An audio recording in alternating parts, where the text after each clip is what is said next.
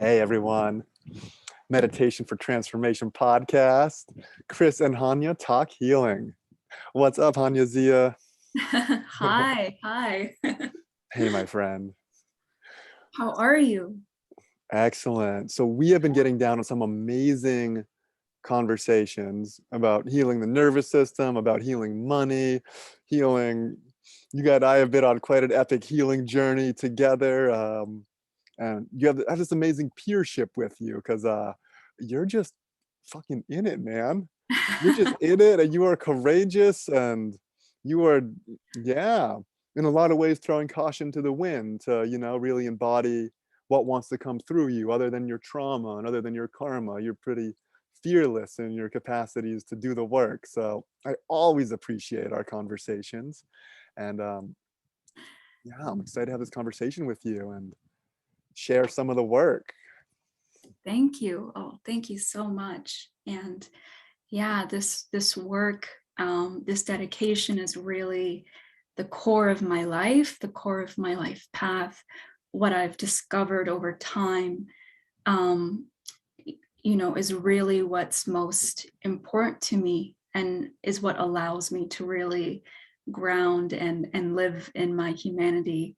And I hope I continue to do so. And so on my path, I've discovered, many different ways creatively healing the nervous system because, I've done it all. I've been on medication. I've gone to various therapists and I've learned from many other specialists, but I found that some of the techniques really weren't leading edge for healing the nervous system. There actually isn't that much out there in terms of uh, healing really intense trauma in the nervous system. And so I found that what I could really rely on was my own inner connection um, with my soul, with my life, and to really tune in and listen to, well, how can we do things creatively? How can we kind of experiment and learn together how we can heal ourselves and to just try things out. And so I went on this path of just creatively discovering different techniques, for healing the nervous system from information overwhelm, from environmental overwhelm. I tend to feel that a lot for myself. Information overwhelm will like kind of Yeah, short circuit the brain, huh? yeah, Start to go exactly. bzz right Really. into the information, that mind body electrical connection in the nervous system, man. Yeah.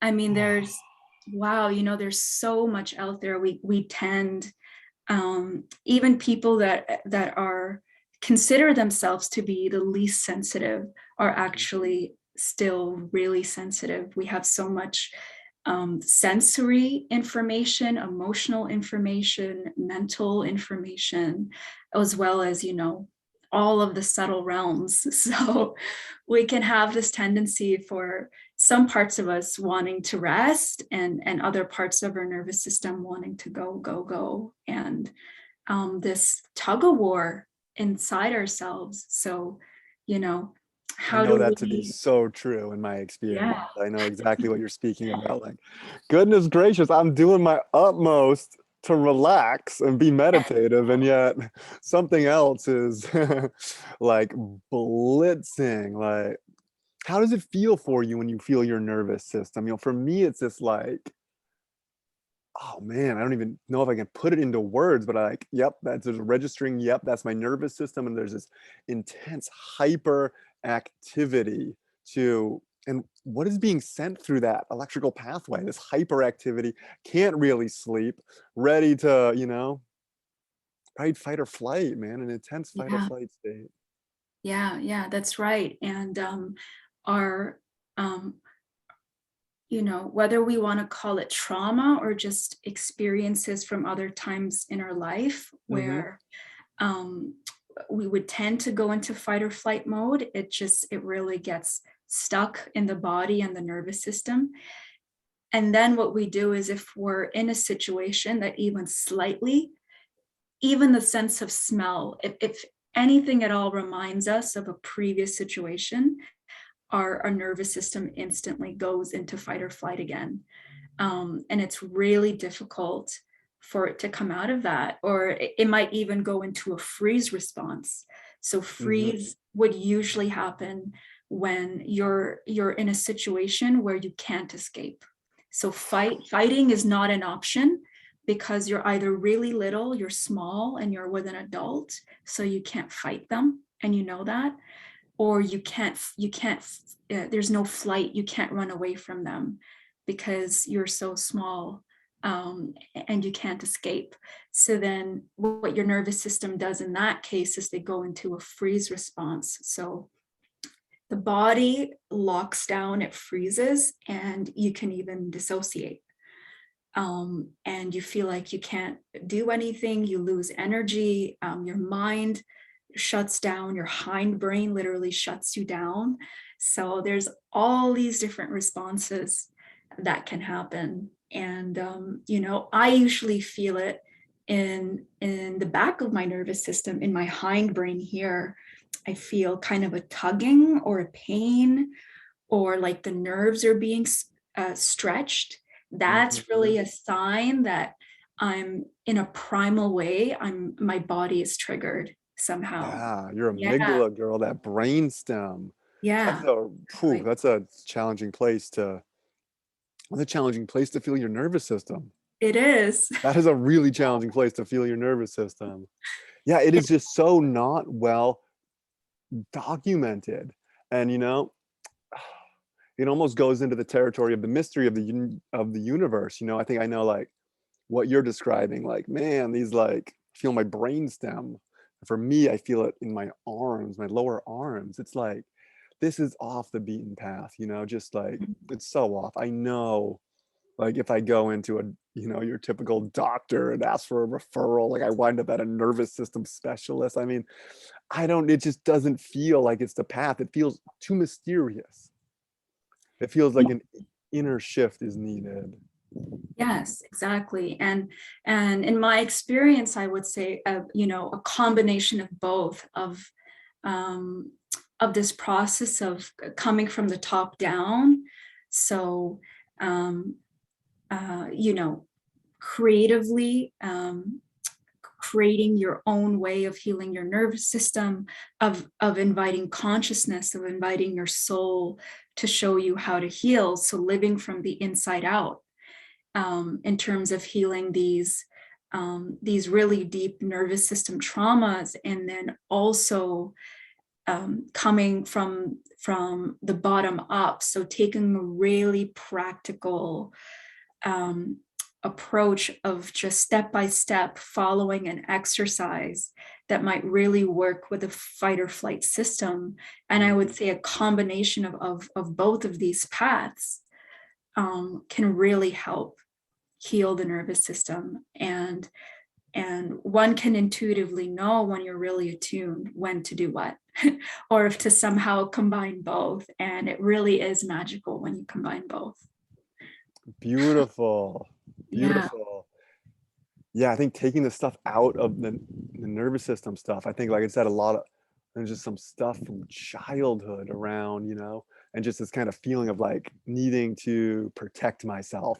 And that, kind of fight or flight and this like layer of, martial arts violence over that Mm. vulnerable little kid that needed to protect himself. Like it all came back recently in the nervous system. And Yeah. yeah. So you got some techniques that could move this out. I do. Yeah. Yeah. I'd be happy to share a technique I have. And this was inspired by, you know, observing someone who has autism. And, people with autism, their brains work really uniquely. And they have ways of also being attuned to themselves in the way of knowing how to cope in a situation that's overwhelming. So in my observation of this one person who has autism, what I learned was that he would instantly, when he was overwhelmed and he couldn't handle the information around him, too much was happening, that um, he would sit down, come into a fetal position, and he would rock back and forth, as a way to just attune his body movement to himself and tune out of everyone else. And what I added in this technique on top of that is to actually, as you're in the fetal position and you're rocking back and forth, to close your eyes and to take your index finger and plug in your ears. Keep rocking back and forth. And what you're doing is you don't have any visual stimulation because your eyes are closed. You don't have any auditory stimulation from the external because your ears are closed. And then you start to hum. And what you're doing is you're attuning to the sound of your own voice, to your own person, to your own self. And you want to hum in a way where it's really comfortable for your body. So the hum can be really hearty, coming from your heart. It could be coming from your stomach. It could be high, so it could be more nasal. You just want to find what's comfortable for you, what's comfortable in your body. And you keep humming, you rock back and forth, you have your eyes closed, your ears plugged in, and you're in this fetal position. And it really feels like, my experience of it, like you're being hugged by a mother, like you're being held. And that you're really deepening into yourself, that the external world is now not overwhelming, and you're just listening to the sound of your own voice. It's been a really beautiful experience. It's also really vulnerable, either doing that yourself or guiding someone else through it. But it brings a lot of peace and stability to the nervous system. And in terms of placing your attention, you can either place your attention on the sound of your own voice, which is a little bit more abstract, or you could place your attention in the center of your head. And what that will allow you to do is really stabilize your nervous system again. When you place your attention in the center of your head, it really begins to ground that kind of concentrative energy that you're putting into attuning to the sound of your own voice, to your own self. Nice. Yeah. Hania, it's so beautiful. You witnessed an autistic child do this. And I think it's kind of a testament to like your creativity and your openness, open heart, open mind. And did you intuitively feel that that would be something that would be good for you to employ? Like you took divine guidance from an autistic child that was overstimulated and applied it to your own life. I did, yes. I really see the wisdom in all peoples. I really value living my life to really see the highest gifts that everyone has to offer, and quietly within myself to see what I can learn from a person. So and observing this really beautiful child who happens to be autistic, I saw how he was self-regulating in this situation that was overwhelming for him. And I thought, let me try that, because he seems to know what he's doing. Yeah. He seems to know how to help himself. And my sense of it was that it felt like something that would feel nurturing. So I said, let me try that, and then let me just play around with it and add some of my own techniques in it, mix it in, and see how that feels. And so that's how this technique came about, with the rocking back and forth and plugging in your ears. And I'm really grateful I was able to witness that and someone and learn from them. That's so beautiful, Hania. How has this technique helped your process? Are there any instances that stand out? of Yes, I'll definitely say there were a couple of times where um, this technique has really, really helped me. I mostly do it at home. It's difficult to be out in public and to do this kind of technique. It would bewilder a lot of people, I imagine. Yes, it would. But you know, I work as a medical administrator part-time, and I work in a really busy doctor's office. It's a walk-in doctor's office, and it's really overwhelming, overstimulating at times, because I'm often doing a two-person job and I'm multitasking, you know, like 9 a.m. to 6 p.m. And so by the time I get home, you know, I find that I'm disoriented, I'm overwhelmed, and I can't even take in another conversation. I can't even take someone speaking to me. Um, and so what I do is I'll often employ this technique where, you know, just like how I outlined, and I'll do this at home after I get home from work. And oh my God, you know, sometimes I cry, and other parts of me, while I do this technique, other parts of me feel safe to come up that wouldn't feel safe Hmm. during the day, you know, being in work mode, being in busy mode. Those are not safe spaces for different parts of me that are feeling pain or hurt to come up. Mm-hmm. But when I'm doing this exercise, it's so insulating, right? Being in a fetal position and rocking back and forth, that my child selves and just all parts of me, all different ages in me will come up, and will speak to me about what they're feeling, and I get this opportunity to take care of them. So You're creating uh, that safe container. yes, yes, Okay, that's so helpful because I think, like we're saying, you're creating a safe container by hugging yourself, and you're creating that for you, and that is just so necessary because with an overstimulated nervous system being locked in fight or flight, yeah, clearly safety isn't there. yeah, What's being registered, what the body is registering, what part of our subconscious or psyche is registering is safety is absent. So you are, because would you say like the fetal position wrap is creating that with yeah, the that's blood? safety. Brilliant. Thank Brilliant.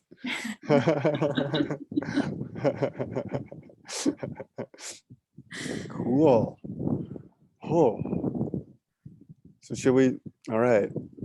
So yeah, I think that ties directly into what I have going on with my nervous system. Is really clearly seeing like, wow, I don't feel safe around people. Like very clearly seeing like, oh yeah, that's an issue.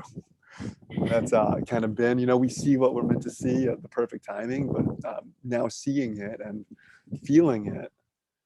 And like the inner world is the outer world. It's just mirrored back to us. Like, what a profound shift to feel Yes. safe, like around humans. My Yeah. boss says all trauma is created in the context of human relationship, and it's worked out in that context. So it's just a profound shift to feel safe, to feel at ease, to feel at peace.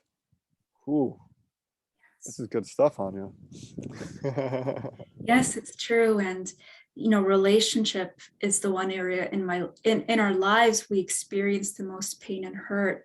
And then it's often in relationship that we have the greatest healing, you know, the most beautiful healing moments are often in relationships. So that also goes hand in hand. What an incredible evolution. Yes. Crazy game the universe has set up here. Yeah. Crazy game. Yeah. Would you like to guide me through this practice? Absolutely. I would love to. Right. Oh, goodness. Okay. Okay. So I'm taking myself into the fetal position. Into the fetal position. Perfect. Okay. There we go. Beautiful. And there's I'm gonna pop out these headphones. No problem. Yours? Okay. Is this That's right. good? So yeah, so you have your ears plugged in, you're in a fetal position. You're going to begin with rocking your body back and forth in a way that's really comforting for your body. Yeah. Your eyes are closed, so you're not overstimulated by the external.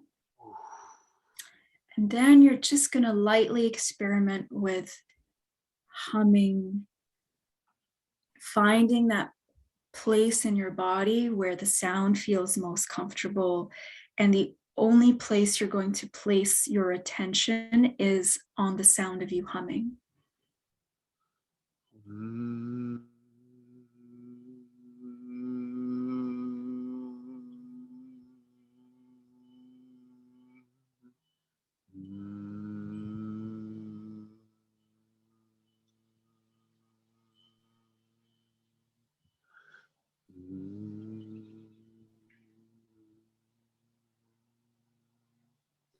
I'm actually feeling it become more painful as I do it. I don't know if something is there to process, something's getting worked out, but there's actually, oh, the fetal position is amazing. I love Yes. shutting out all sensory stimulation. I'm definitely going to use this. This is really nice.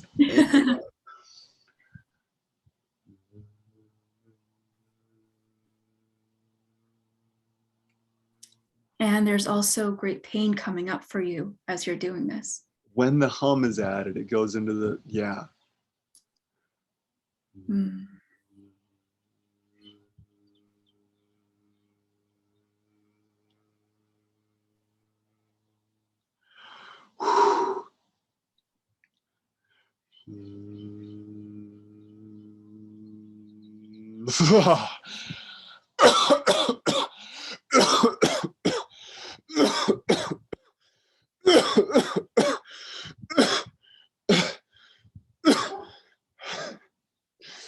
Oh, wow. Oh, wow.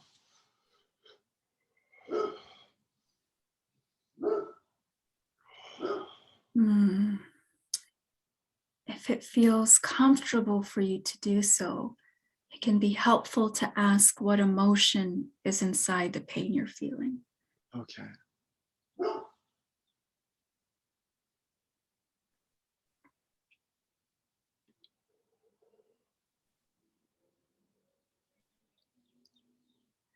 What's coming to me is being like shot in the chest um, during wars, I believe. Oh, so this is a visual you're receiving.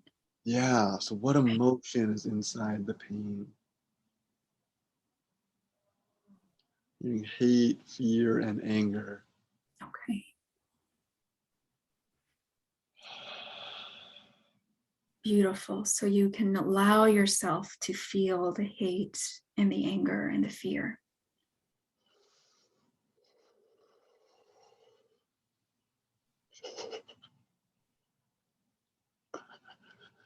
Oh,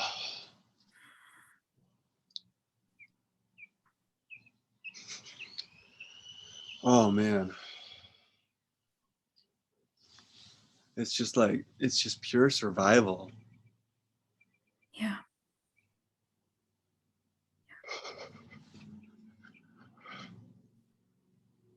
It's just war karma. And I so badly, want that life where the war is over, but that's clearly not where we're at yet.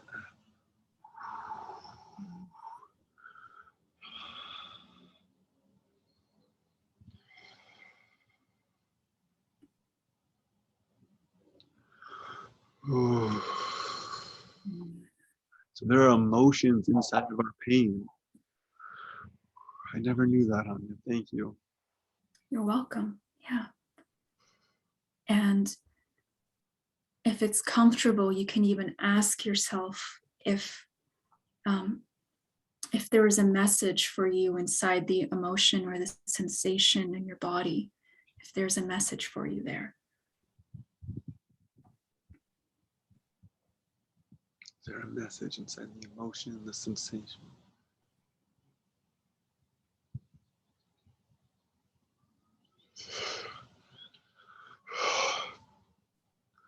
It's beyond your control. You're learning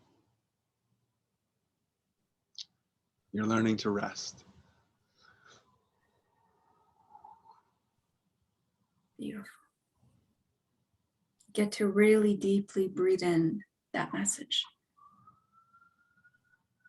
and know its truth.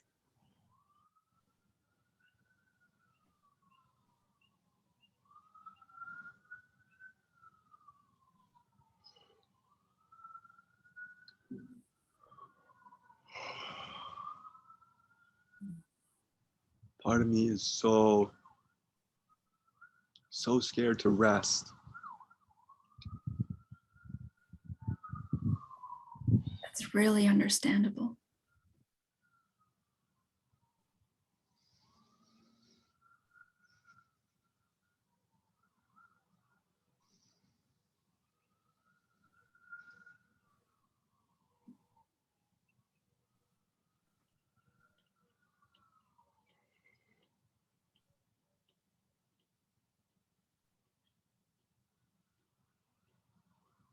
There's this big guilt in resting, like I'm just not doing my job as as a soldier. The hypervigilance just feels so guilty resting.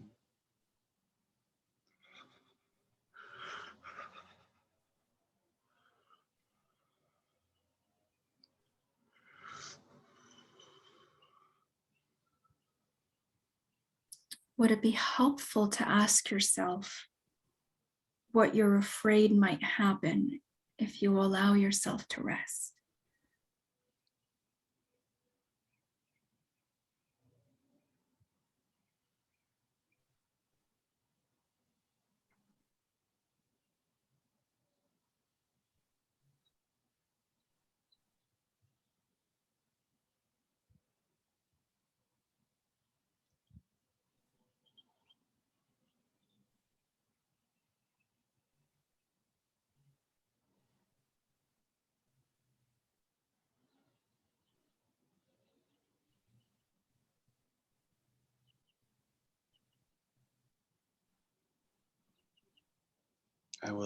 I'll see how taken care of I truly am.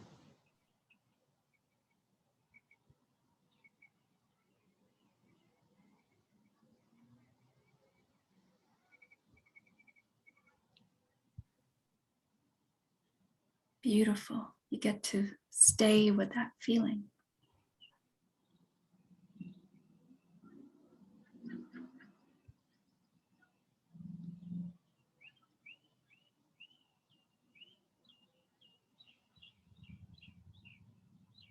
Mm.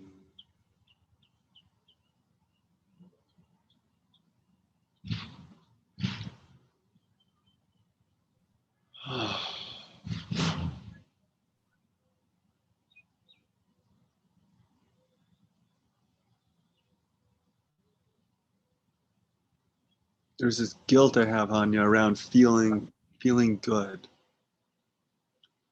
The doer in me, the soldier in me feels like it always needs to be healing karma, healing trauma.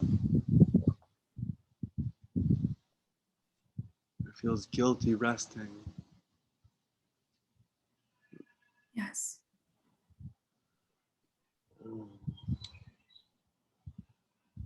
If I surrender the whole healing journey,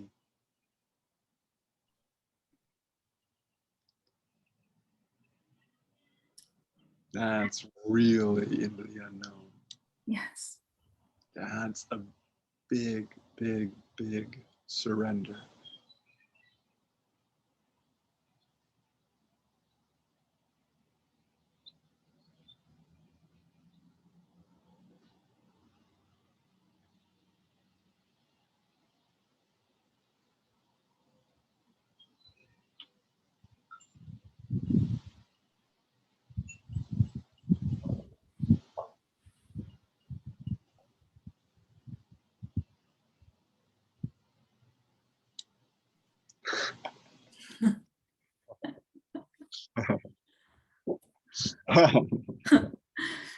Beautiful. You just went on a full journey.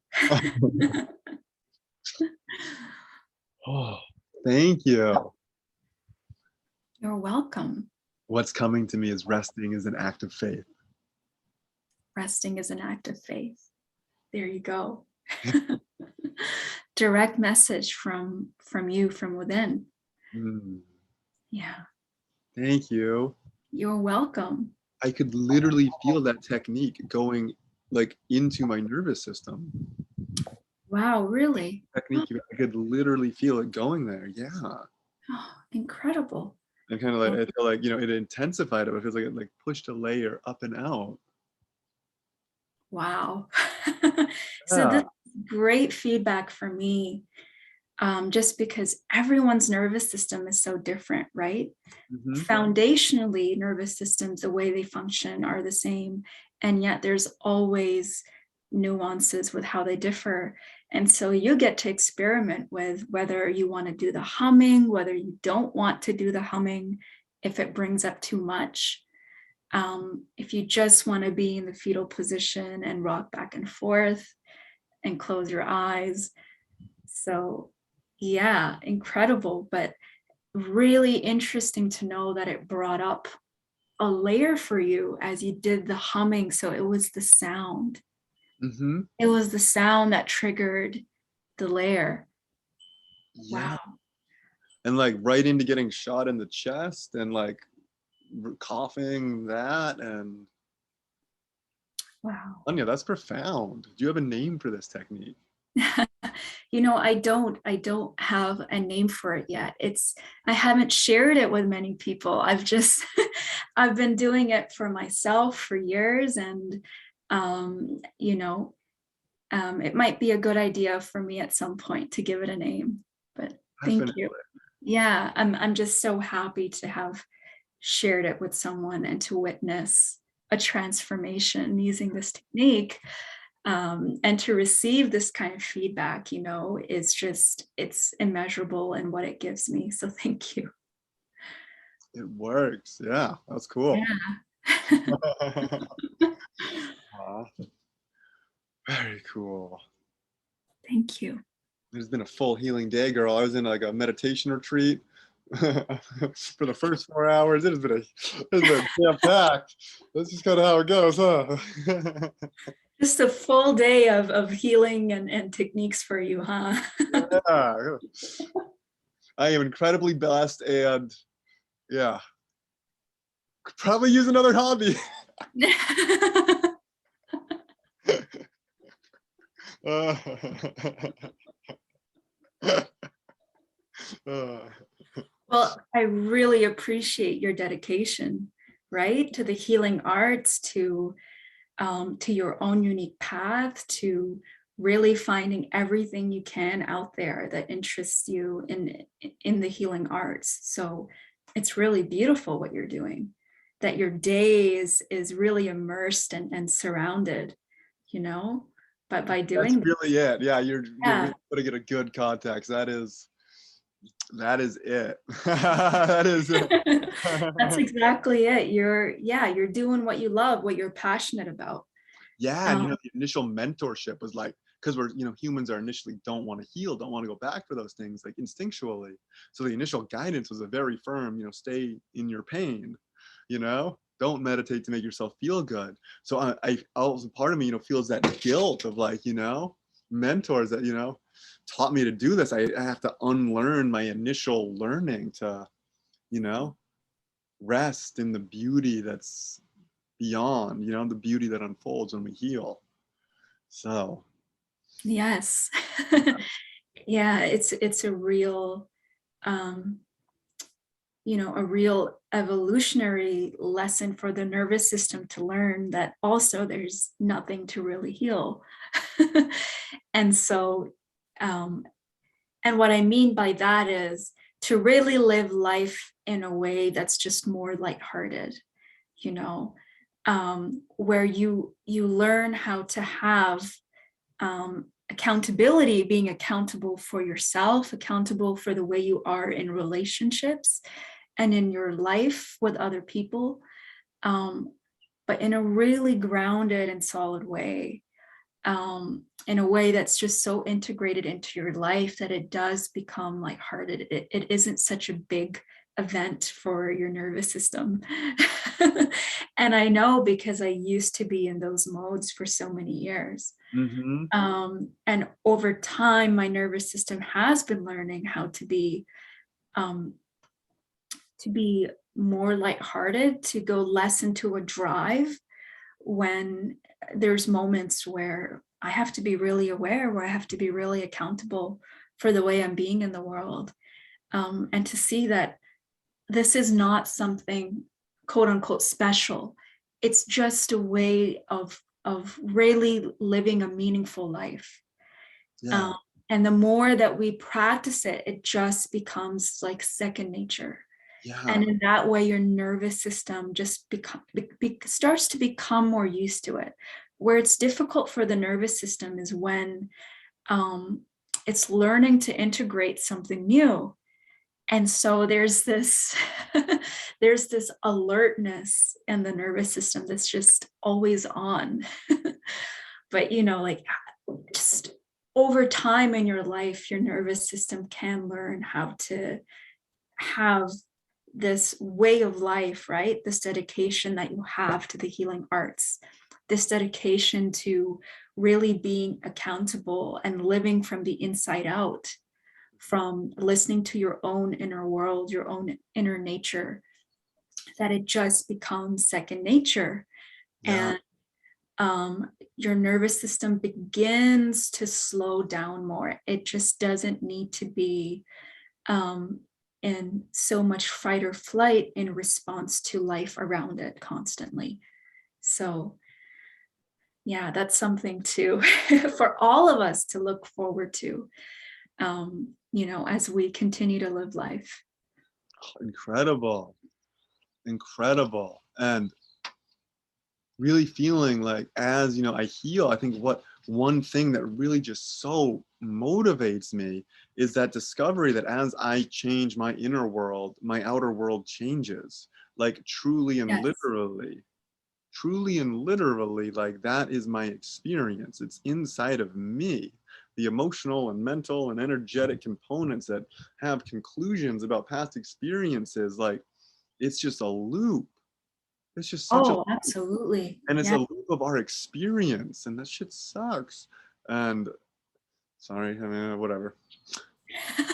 My podcast, I could swear, huh? Chris is having a real moment. So to really take that leap of faith into something new, to let go of the old programming, it really does change our lives. That's right. And it's not something you can read in a book or learn from someone else. It's just literally through one's own experience and what you and I have experienced from living from the inside out. It's just this magic of discovering how it changes your life, you know?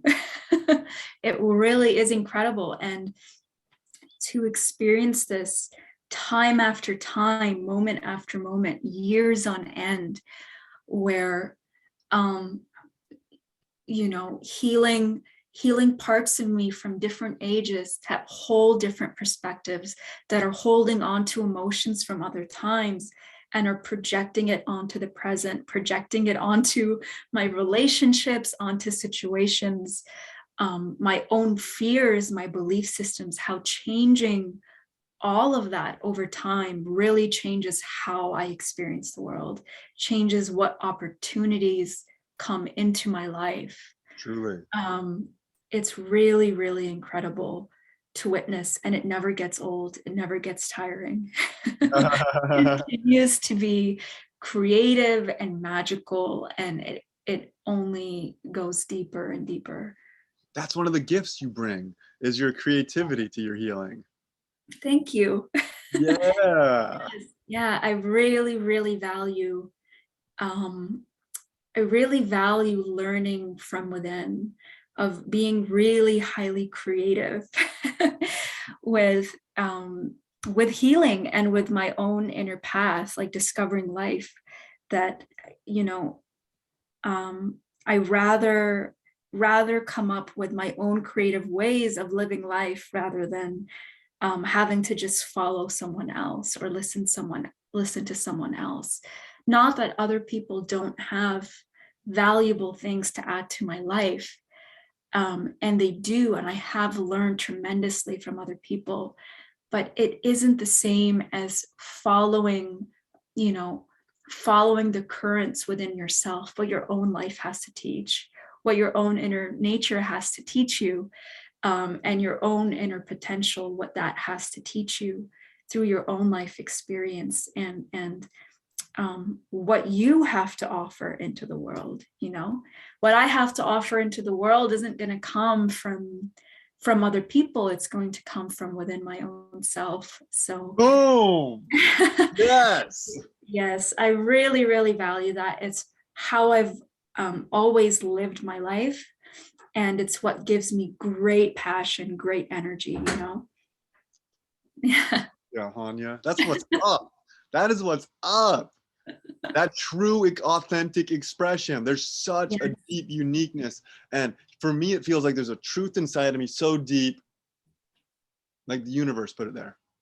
Yes. It didn't come from society. It didn't come from my upbringing. Like, nope, I can't even say it's my truth, you know, like my truth, but like the universe put some truths inside here that want to rock it and want to express, and they are going to do it in a way that's,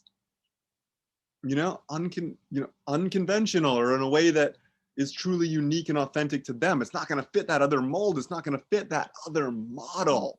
This Yes. is like, yeah. And it takes great courage to like follow that. It takes It's great true. courage. Yes, I find often, um, often the messages that we receive from our own inner selves, from our own nature, are often what we don't expect, are often uncomfortable truths. They really challenge what's often considered most normal in the world, Good and jillion are, percent. yeah, and Jillion most normal are than us. really leading edge. Yeah. You know, they're really leading edge, and so um, really that's the way to grow. If you develop enough of a relationship with your own inner self, it's always going to challenge you to do things that are first and foremost the best for you and for the world, for everyone involved. It will show you, it will speak to you, it will tell you how to lead your life, how to live your life in a way that's best for you and what's best for the world. And it will teach you, it will challenge you in ways you didn't expect. And that, for me, is really the best way to learn. Peace out, comfort zone. Yeah. So this is it. Because this is infinity right here. This is infinity. We aren't just talking infinity right now. We are what? Molecules, 99% empty space. It's infinity. This whole thing is infinitude. And there's no belief structures upon creation. Like I say, spirit doesn't play by the rules. The universe doesn't play by the rules. It's from where all friggin' rules emanate from, including the rules of physics, including biology. Like there's something beyond the beyond. It's Yes. truly there, and it's truly here in our lives, and it's truly fucking here. So to really reach our full potential, it's vital, it's crucial, it's necessary to let go of what we think and feel about life, and what we think and feel is possible isn't possible. And that really opens us to the infinity, the presence of the mystery. Oh, absolutely.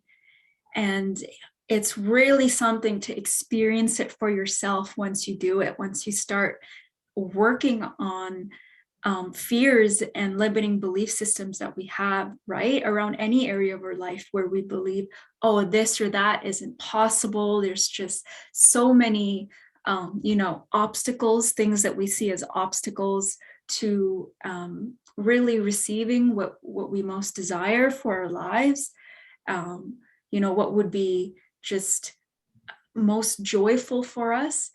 And you'll just experience it as you work through these limiting beliefs about what's actually possible. Just amazing stuff happens through ways that you actually didn't know were possible. It just starts coming to you.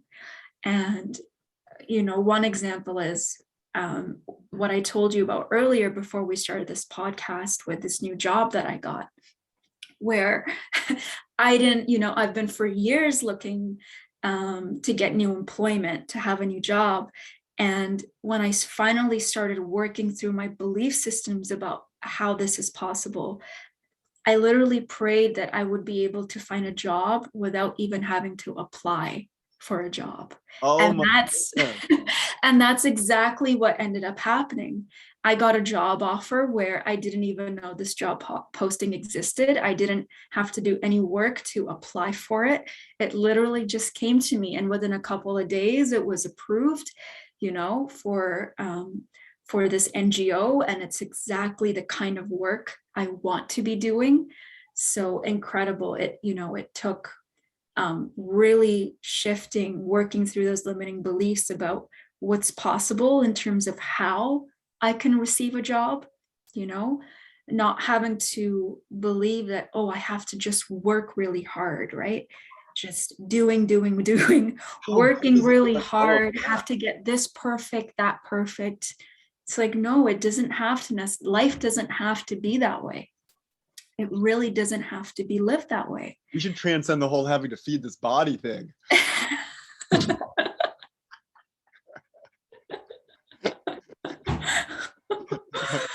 I think that one might be light years ahead. Yeah, probably a little. I think we may have to continue feeding this body.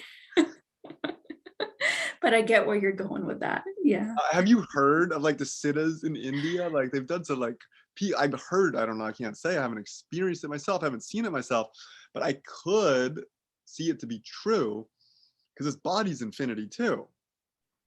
Right. Just quarks, particles, protons, neutrons, 99% empty space in here. Like this body's capable of miracles. And it said, like, the mantra Om Namah Shivaya will divinize the body. And there's people that, like they said, the siddhas in India divinize the body. I guess you really, I mean, I'm fascinated. I could totally believe there are people just doing miraculous things out there and letting go of limitations. I think it would be hard, the amount of conditioning like you and I came in with, it would probably be pretty far away from that. Yeah, I'm still working on childhood stuff, man. I'll get to the magic body in a few like you said, couple lifetimes away. Yeah, I would say for myself, it's pretty difficult speaking about things that I haven't experienced directly myself. So, I don't know whether there's people out there that have achieved, for example, not having to feed the body. I'll say though, definitely it's possible, Yeah, it's definitely possible. I mean, I would say it might require though that you're not living in dense populated cities and societies. You may have to kind of be secluded from the world, perhaps. I don't know for sure, but secluded from the world to attempt to achieve something like that. I have heard of techniques that people have employed, like living on top of mountain ranges, right? Mountainous areas where their bodies have adapted to really extreme temperatures. Like they could sit naked on a mountain and not freeze to death, completely warm. Their body temperature, you touch them, it's warm. And so, I do believe our bodies are capable of of adapting in these extreme ways. So yeah, that's definitely a possibility. Yeah, and for now we'll work on, I think obviously that's just a fun idea to contemplate at the moment. Oh, absolutely. Seeds, and yet life kind of shows us the next thing where we're stuck. life shows us the next place where like, oh shit, I'm limiting myself here, here, and there. Okay, Yeah. limitation about that. Yeah, life will always show us. There's no limitation around that. We'll always feel it, you know. We feel when something is uncomfortable, something feels off, where we feel either stretched or we feel caged in, boxed in, that feeling of feeling caged, right? We know that feeling well. I'm sure everyone knows that feeling well. So yeah, life has a way of showing us um, where we still perceive and feel limited in our lives. I'm Absolutely. so excited to be collaborating with you on the money Yeah, stuff. me too. Because let's blow the hinges off this thing, man. Like, no limitations. So excited. Yeah, yeah, it's true. It's really interesting, you know, contemplating even physics. I did that for a while, contemplating the physics of reality and the planet, and dissolving, right? Dissolving gravity, dissolving time, dissolving space, dissolving your concepts that things can't grow on trees. Anything can grow on trees. Oh shit. And playing around with that, you know, just experimenting with what would it feel like if I let go of even my interpretation of numbers and what numbers mean, that something is high or low or big or small, It's all in right? the mind, huh? Yeah, so you let go Ooh. of measurement. You let go of the entire concept of measurement, of Oh, measuring things to be high or low, big or small. How would you experience life then? You know, the suffering you would let go of, the interpretations you would let go of life, if there was no longer a measurement component in how you perceive life, because the or mind, value systems. mind Yeah, attributes value. The mind attributes yeah. meaning. But you know, the sticking point there is those motherfucking emotional energies that are lodged to the stories in our mind. They really add some juice to the whole play. They really add some juice to, you know, the narrative the mind tells. It really you know, they put some color to that movie. It's true. Yes, yeah, it's true. And emotions really, and I really advocate for this, emotions cannot be bypassed. Emotions really do have to be felt. You know, everything is not just the mind, and we can't ignore the emotional reality, the emotional realms of our humanness and our humanity. So, you know, it's both, and you get to question and experiment and play around, right, with Mhm. questioning what's really real, and at the same time really really get masterful in a way with practicing to feel your emotions, getting really comfortable with discomfort. That really helps us. That's another practice. Yeah, getting really comfortable with discomfort and pain, getting really comfortable with experiencing pain and discomfort as a regular ebb and flow of life. There's just no way to actually escape this reality of life that we will experience discomfort. So how amazing is it if we can emotionally begin to become comfortable with pain? Truly, truly. And that's kind of our, seems to be one of our tickets out of here, seems to be one of our tickets through the illusion to really call pain's bluff or relax into, you know, the emotional, you know, that's kind of, let's have it then, right? And just really like, yeah, welcome it. And, you know, like that really, that's kind of our way out, you know, through the illusion, to let go of what the mind's interpretation, you know, and then call the physical sensations bluff and like, you know, we just let go of it all. And that really feels like it takes us into the deep mystery that's beyond the pairs of opposites. Yes, it's true. Heck yeah. I got to learn to stabilize there, man. Stabilize there more. Cause yeah. What's it?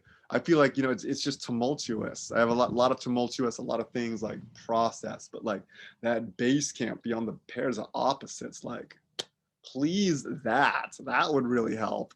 Good grief. Yeah, that's polarity is one of those foundations of this reality, kind of like time and space. So polarity, time and space are really the breaking foundations of how we perceive reality. So that's really as they say, like a lifelong process of breaking through through those illusions. What's your Yeah. favorite state to hang out in? Like, do you have one? I know you're pretty creative. It's probably like, is there one to like, Oh, a you favorite state to favorite hang out like on, did you say? state of being? Yeah. Oh, state of being. Oh, that's a really difficult question. I wouldn't say I have a favorite. There's many that I enjoy. They just um relatively they come and go. But there's no drastic changes with my states.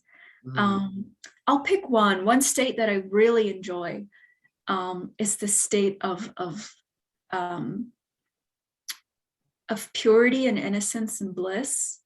And I really enjoy being in that state. There's just such a well of joy when I'm in that state. And there's also this experience of my mind being really empty. So this experience of then also innocence, not naivety, which is different, but this experience of innocence where there isn't an interpretation of what you're looking at. So everything is just really joyous. Good, as And you said.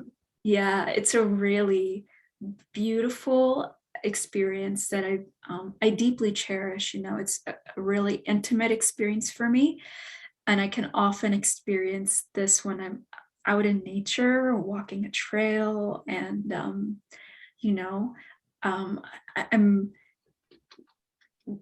really able to bridge to other realms. So I have other realms speak to me when I'm in that state. Other beings speak to me when I'm in that state. So I'm um, uh, it's a state of feeling really connected to heaven and earth, to feeling really intimate with myself, intimate with the other people, humans around me, and to feel intimate with other realms. And yeah, it's one of my favorite, though not the only one. All right, all right, all right. We can't bypass on this. You're talking to other beings on from the purity, innocence, bliss Yes. combos.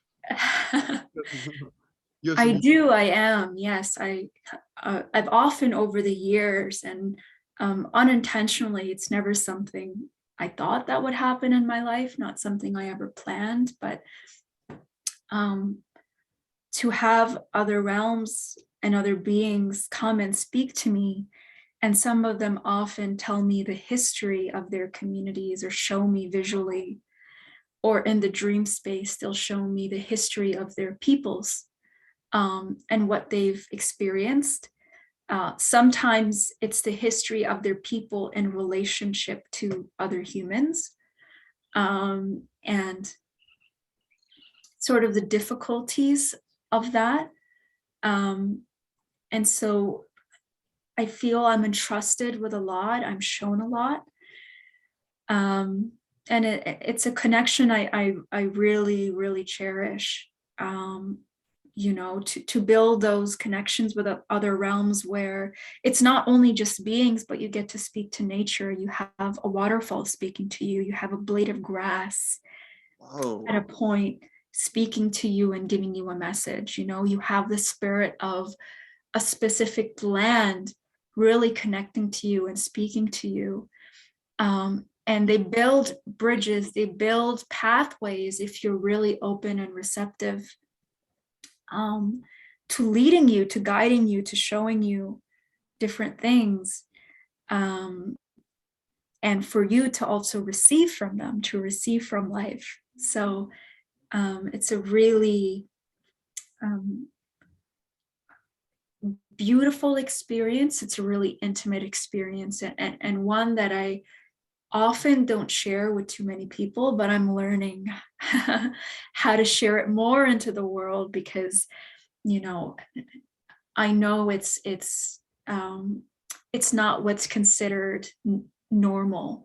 It's not what's considered to be what most people would generally experience, but it just has and ended up being my experience in the world, you know, to even be shown the elements, and to have a conversation with the elements of earth and fire and air and water, and to really viscerally, because it's elements, to, oh my God, to really viscerally experience that communication in your body.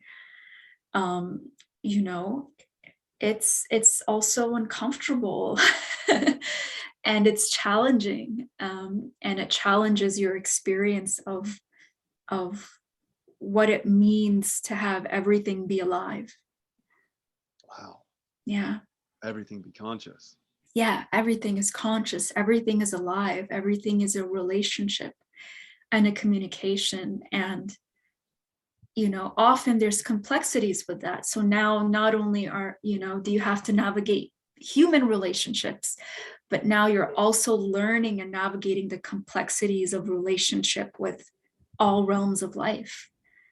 And then having to be accountable for your part of that relationship. Do waterfalls ever get sassy? You know, they might.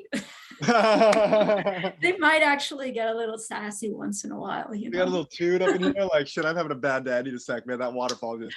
Yeah, you know. We did not vibe, man. We did not get it. Yeah, it was just having a bad day, you know. Someone just threw in like a paper plate into the waterfall. It was just having a bad day. It's not you, man. It's the plate. It's the plate. Not you, Hania. It's the plate.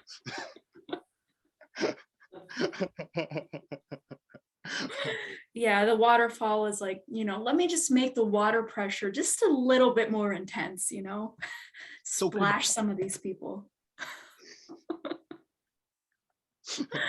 I'm just joking. I'll drown you motherfuckers if you don't get it together. No. So this could totally tie into, you can communicate with nature, and you're working in the realms of nature now. Hania, that is like, oh my God, the connection. You can just like ask a piece of land, or I don't know if you can tap in that way, but have a communication with the beach, or have a communication with like, what does that land need? You can hear that, you can sense that. I can, yeah. You should be on like, you should be like head of some nature committee. Oh. For real, you should be like, let Hania talk to the land, and then like, well, you know, who knows better than the land, you know, what is needed. Right. Yeah, thank you.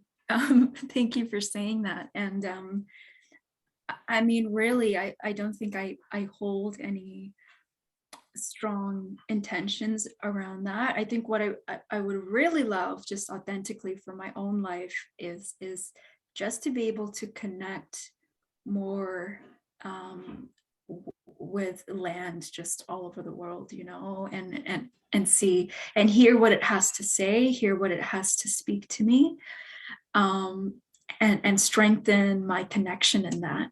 I would really, really love to have that kind of intimate relationship where you just feel so whole. You feel a wholeness with your connection with the world. And in a way to bring that to other people, you know, but in a more intimate way. I love to work one-on-one with people. So to be able to guide a friend, you know, or a couple of friends, or people who really are connected and understand in this way, to guide them to, you know, to what I call kind of the pure etheric realm of that land, the land as it was before it was touched or polluted or corrupted in any way. Yeah, so like a pure template. By humans, yeah, like a pure template of the land. So the land often speaks to me in that way. It will show me the pure template of the land and invite me into it, and show me what life is like on that land in that pure template, how it's actually designed and meant to be. Mhm. And then you feel the contrast of what it's like right now because of the pollution and I'll say the ways that we've been living on the planet, the way that's shifted the template, the pure template of the land, and the way we've excavated and almost in ways cleared the land of what's most precious and vulnerable. So I get to experience these pure templates, and often in a role where I'm shown a key or given a key to enter into that land, and then asked that there's people I can invite, that as my role as a steward, I'm able to invite people into that etheric template of the land and guide them through it, so they also have a feel and understanding of what it means when the land is just pure, and it's so healing. Even the waters, like the crystalline structures of the water is so different than the water we have now, right? The water is so polluted. And that water in the etheric template of the land is so healing. It's so healing for your body. You could have a few sips and go to sleep, on the grass and wake up just with all your different ailments healed. The water is that healing. So again, just in my experience of what I've been shown. So Been shown through the land. can you ask the land like how to restore it more towards that pristine space, like what it's requiring or what you could do? I can, and it's communication is more nuanced than just asking and always receiving an answer. Yeah. Sometimes I don't always receive an answer to my questions, and other times I do receive a very clear and concise answer. Other times it takes me time to receive, just like in a relationship with anyone else. Sometimes you ask someone something and they have a very, very clear answer. Sometimes they don't have a clear answer. Other times they might perceive that you're not ready to receive it. So just all those different nuances. So I would say I do less asking and it's more receptive. So it's more that they will speak to me and give. They will speak to me what they want to speak. Sometimes I'll ask questions and I'll receive answers in return. But most of the time it's that realm of that dynamic of relationship where they speak to me more directly and initiate. Yeah. If you were to put a label on it, would you say that that's a psychic gift that you have? This type of communication? I'm really careful about using that kind of language, but Okay. I would say it's a connective gift. Yeah. It's an intimate gift of really experiencing everything to be alive. Wow. Is what I would call it. Is really experiencing everything to be alive, and honoring life in everything. So sorry, say that last part again. My mind is exploding. That's okay. I said it's a gift of honoring life in everything. Oh my God. In everything that exists. Could we close? Would you be down to guide just the meditation, however long you feel inspired to do? Would you be open to doing it on this topic of feeling life in everything? Because I think that's so our disconnect. I know for myself, Absolutely. like a tree, like cloud, to feel the livingness, truly. To feel the livingness, yeah. Oh, Yeah, it often helps to not see life, to actually see life from a more microscopic perspective, to see life through an ant or a beetle, to see it so up close and visceral, right? To feel like you're an ant that's walking on a blade of grass, or to feel yourself as a beetle just trudging its way through the mud, through the dirt, and what that would feel like in your body, the livingness. the energy of that visceral experience of the mud, right? Just the feeling of the mud, and how it would feel grainy, how your body would be sinking into it, and just being really present with that. And then you tune into more of the other realms of that experience. So really tuning into, what's the energy of this feeling? What's the energy of this feeling and this blade of grass, of the rain that's falling on my cheek or my arm? And yeah, just a really intimate experience, right? Just really deeply going into it, internalizing it in a way. You know, what I love to do in my own practice is ask questions. I love to, yeah, I love to Yeah. ask questions, because there's that openness instead of, you know, what would be best, right? Or, you know, where to from here? You know, like Yes. ask an archangel or ask the silence. And there's just this room for grace to pour in. There's this room to hear that still small voice enter. And you're opening my mind to see that I could do that, like for my living space. Like, Yeah, absolutely. communication available anywhere.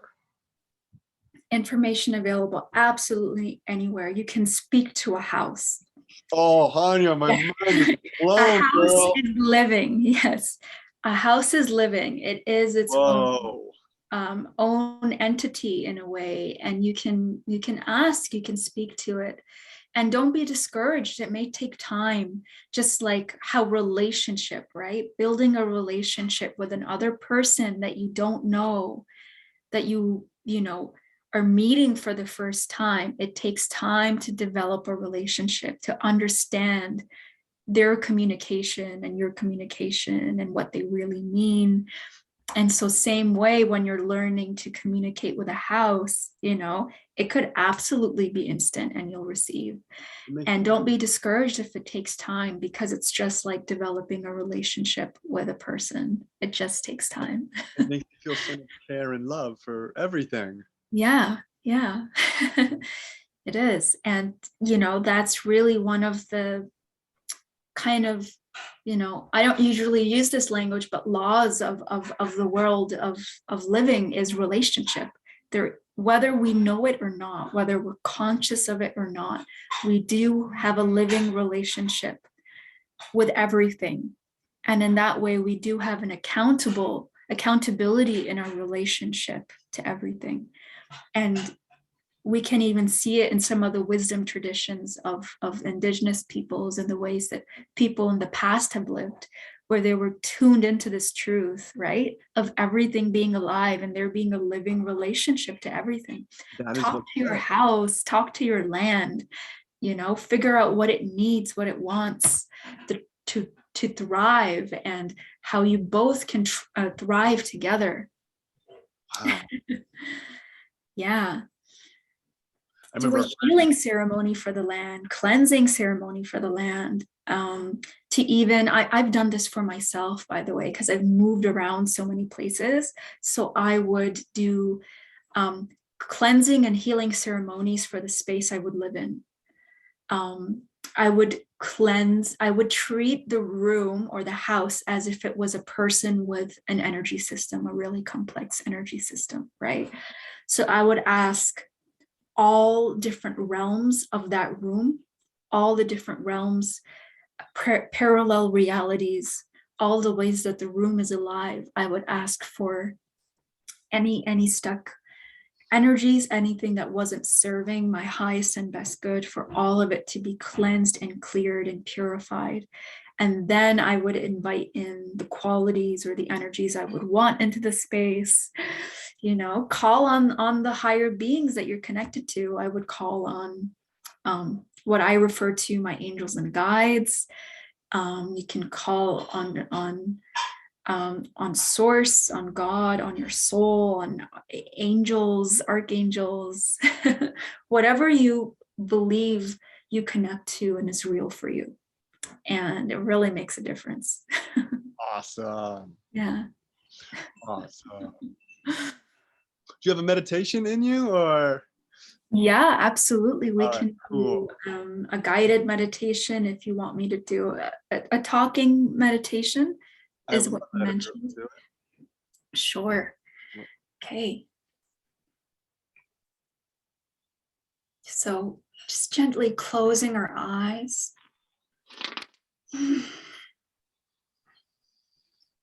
Becoming really aware of our body and the sensation in our body.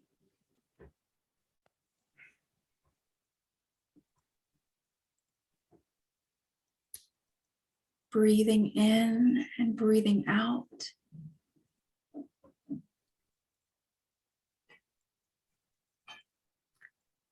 And as we breathe in and breathe out, placing our awareness on our heart space. Entering into the realms of the heart. As you enter into the realm of your heart, you can visualize or imagine the planet, big blue-green planet. Now imagine that you're diving into the planet, and you're seeing all the forests, all the lands, you're seeing the ocean. As you come closer and closer, you can microscopically pick any area of the planet, any animal, any part or realm of nature you want to observe, want to feel alive.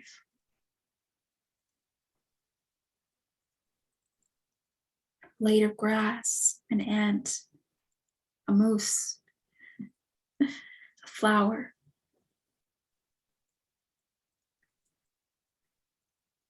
Feeling the visceral feeling of the wind against your skin.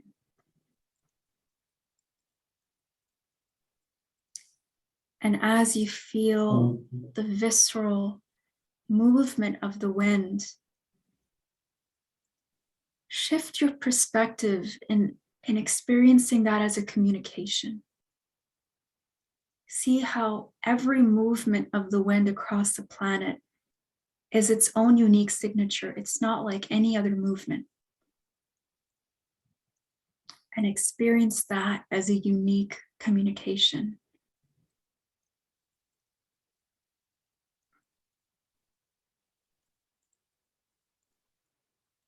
And if you observe a flower,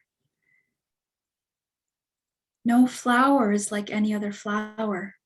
Even if there's a million daffodils, you can zoom in and just see the veins on the petal of a flower. It's its own unique fingerprint, own unique life signature. The way that the water travels through the veins of that flower. Its own unique lines on each petal.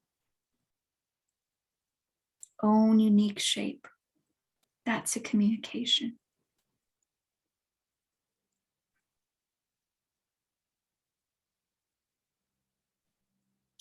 You can go even bigger and experience a whole land. How the land is an organic organism that is facilitating life for all different realms on that land to thrive.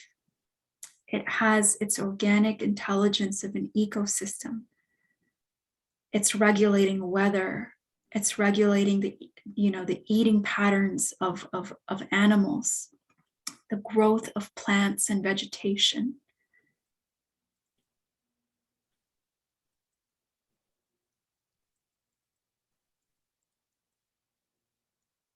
It's managing, it's organizing intelligently, all life thriving on the land. And that the land has its own unique signature. The land has its own unique in-breath and out-breath. It has its own history.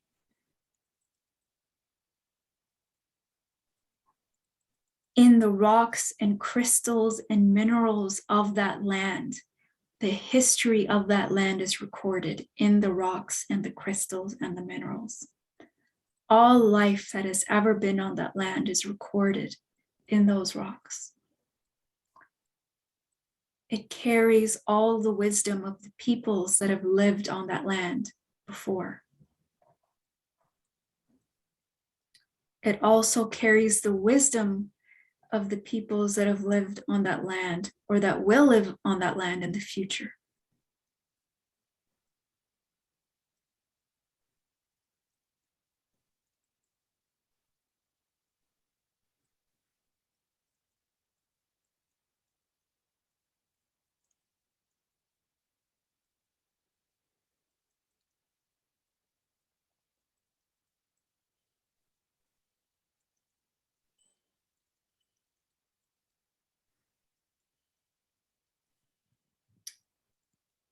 And now, if you were to tune in to the sound of a bird, singing, each bird has its own unique song, its own unique tune. That's a communication. That's life speaking to us.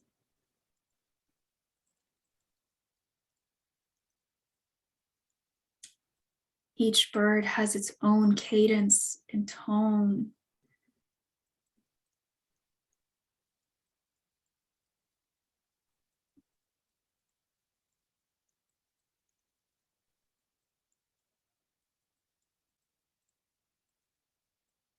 We get to experience this as a communication in our heart.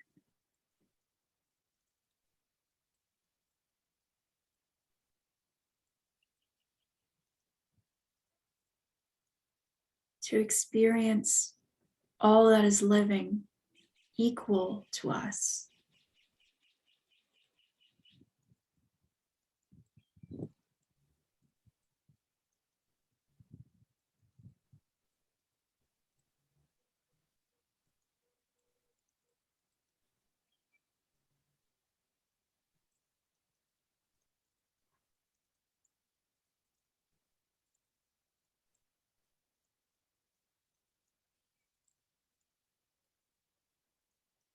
To ask the land, how can I help?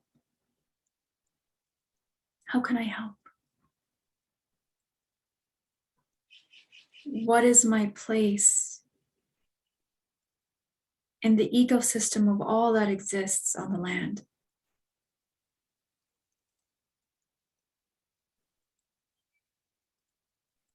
And hear its response. It could be one word, it could be 10 words.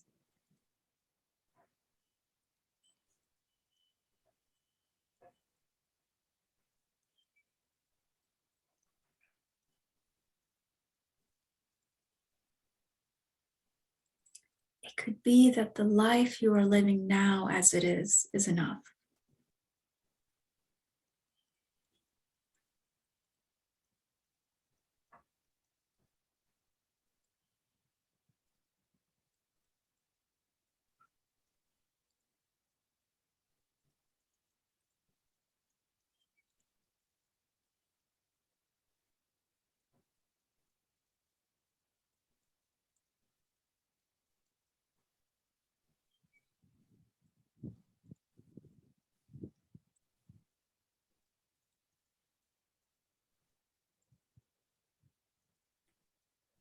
Nature, life, the land, the trees, the animals.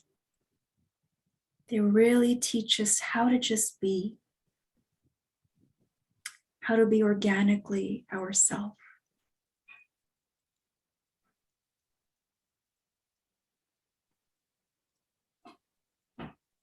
How to be still.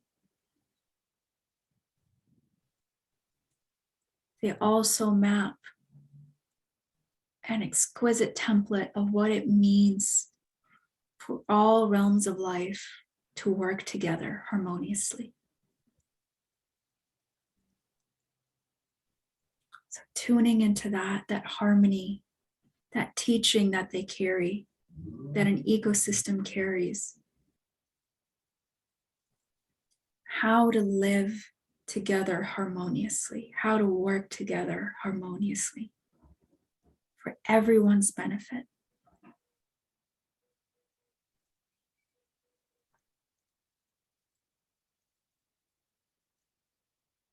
The sun is shining, all the animals get fed, all the vegetation gets fed, all the fruits and the food is growing.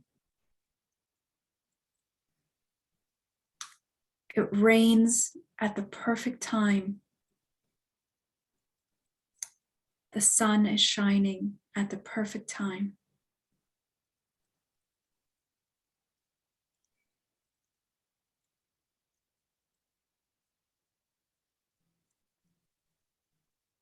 Trees grow in their perfect timing.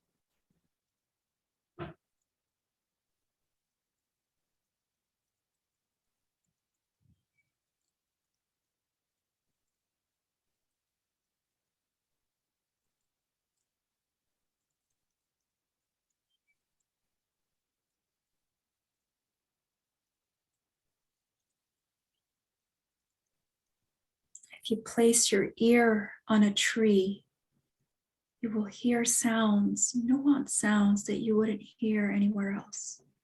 You wouldn't hear in any other tree. Place your hand on the spine of the tree, you can feel its living energy.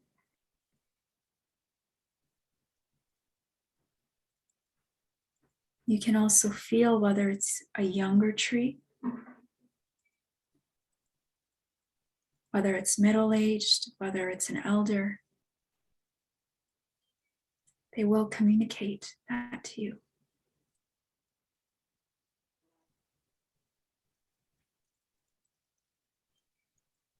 Allow yourself to feel blessed by its life and to bless it in return.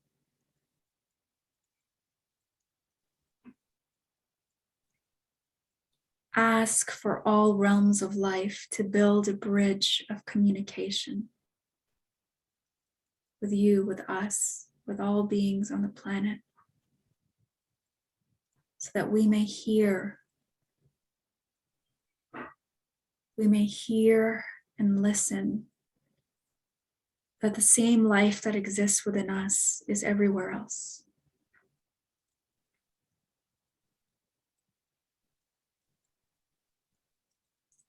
That the same requirements that we need to thrive in our lives are the same requirements that all the other realms of life need to thrive as well.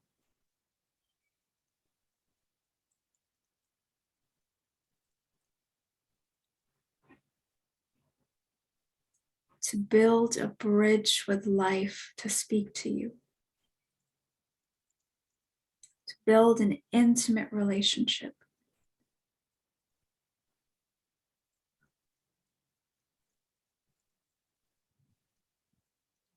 An honoring relationship, a relationship of honoring both ways.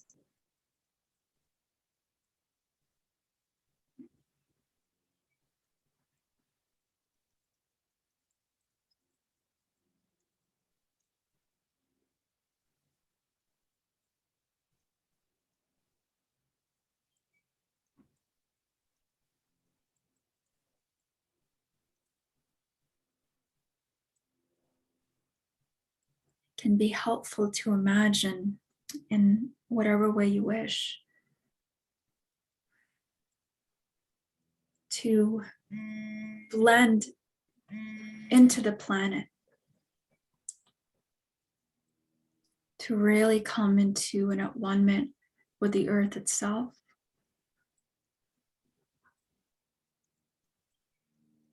To dissolve into the earth.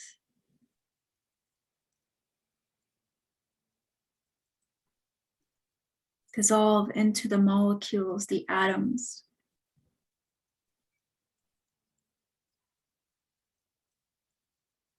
Of the planet.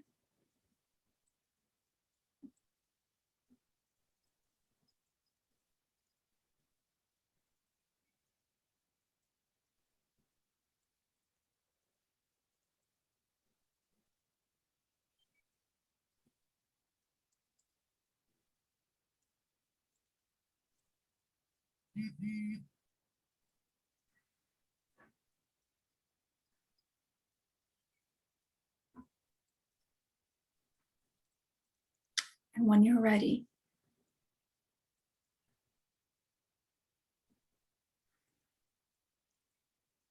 come back into your heart space.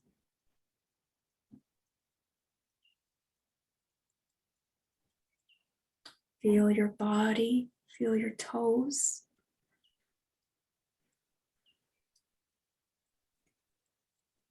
Can get in some movement if you feel like moving your body or stretching. And gently open your eyes once you're ready.